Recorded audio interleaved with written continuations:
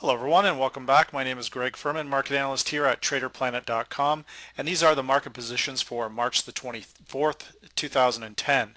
Now our first position for tomorrow is going to be the E-mini S&P 500 continuous contracts. We can see here that we've closed at 1169.50. Very good strong close again. We've moved up again over that 1170 barrier.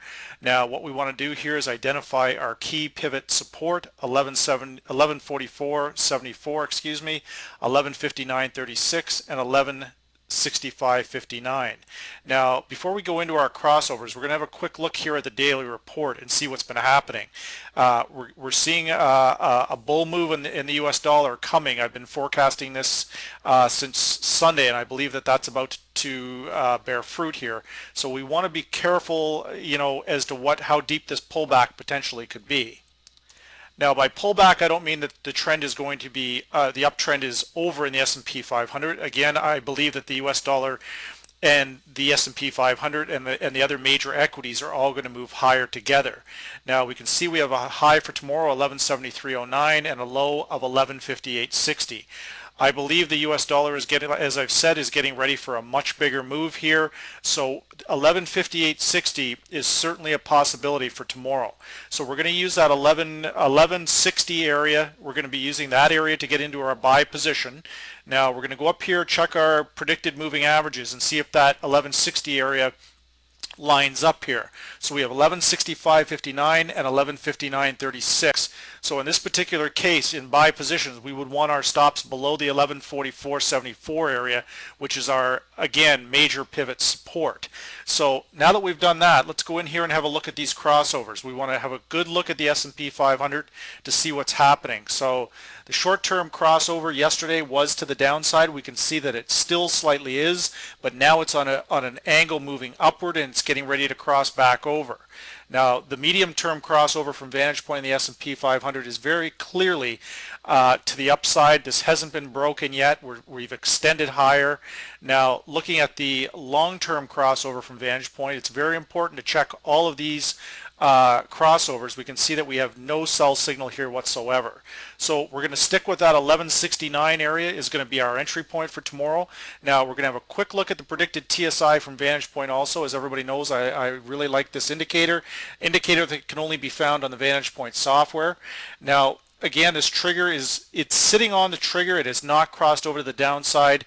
However, important to note here, we are heavily overbought. Now another point of interest is that we have been heavily overbought the entire month. So we don't want to let an overbought signal scare us off here, because we still don't have this crossover. And again, this is the accuracy of the software, that the momentum, when this crossover takes place on the true strength indicator, this suggests that we should be prepared for a move in the opposite direction, which in this case would be to the downside. So that hasn't happened as of yet. It's still holding firm to the upside. So we're going to stay with that and buy on dips. So again, that's we're looking at the S&P 500 tomorrow. We're going to be using this 1160 area to get into those buy positions, and then we're going to be looking for an extension towards the 1173 area for tomorrow. Now, that's our first position. Now our second position for tomorrow, we're going to be going back into the Forex market, because there's certainly some opportunity forming here. Now in the Forex market here, we're going to be looking at the Euro US dollar. Again, we can see we have this fresh crossover that's taken place from vantage point to the downside. This failed attempt for the bulls to break through here is just that, a failed attempt. It's now immediately moved lower. The triple EMA crossover from vantage point has taken place. We're going to identify pivot resistance here. 136.32 is our major area, 136 and 135.42.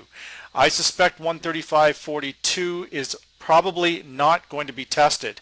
We're going to go in, have a look at the daily report here from vantage point, but I suspect that with this fresh crossover on the US dollar index, which I'll review in a moment, this suggests that again the US dollar is about to make a bigger move.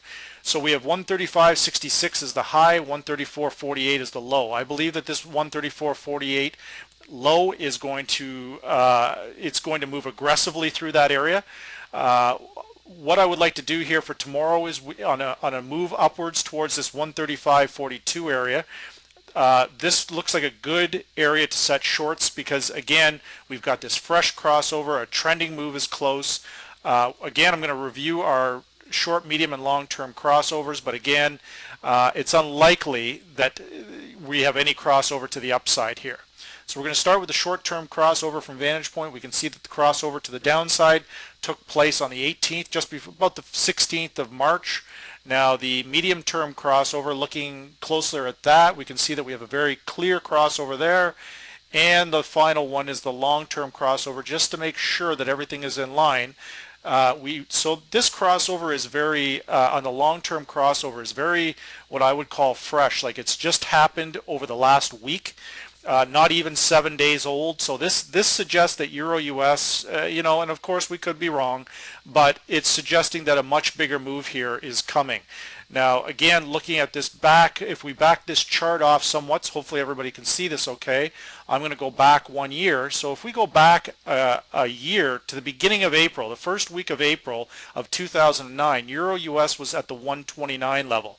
So at this particular time, it's reasonable to suggest, based on speculation, and that's what trading is, speculation, that it is going to move to this area. Now, to take some of that speculation out of it, we use products like the Vantage Point software to forecast this out, so we can pick up on this pattern recognition and things of that nature to, to try and stay with the trend and understand what's happening.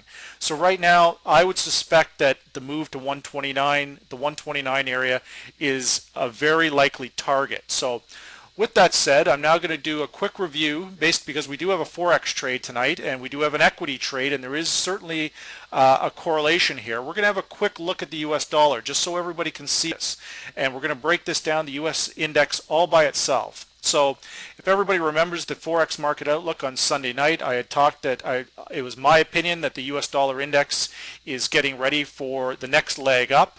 This appears to be happening. We now have the triple EMA crossover making that move to the upside. We've closed at 80.89. Despite the fact that we have very, very strong equities. And as everybody knows, the correlation between the equity markets and the US dollar index and the commodities has been about 100% over the last couple of years, but clearly, again, this correlation is starting to break down. And if it does break down further, we should see the US dollar index, the S&P 500, the Dow, the NASDAQ, all of these things move up together. Because again, it's still my opinion that the US stocks are clearly undervalued.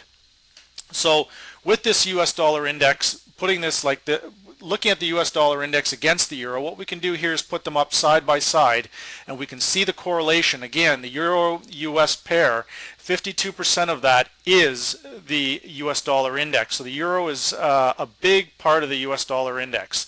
So putting them side by side so everybody can see this, I'm just going to put this on a different time frame and match the two time frames just so everyone can see this. Again, this crossover taking place on the euro to the downside right here, the crossover to the upside on the US dollar index taking place there. So everything looks set for a bigger move down on euro US and a bigger move up on the DXY. So those are the market positions for March the 24th, 2010. And again, my name is Greg Furman, market analyst here at TraderPlanet.com.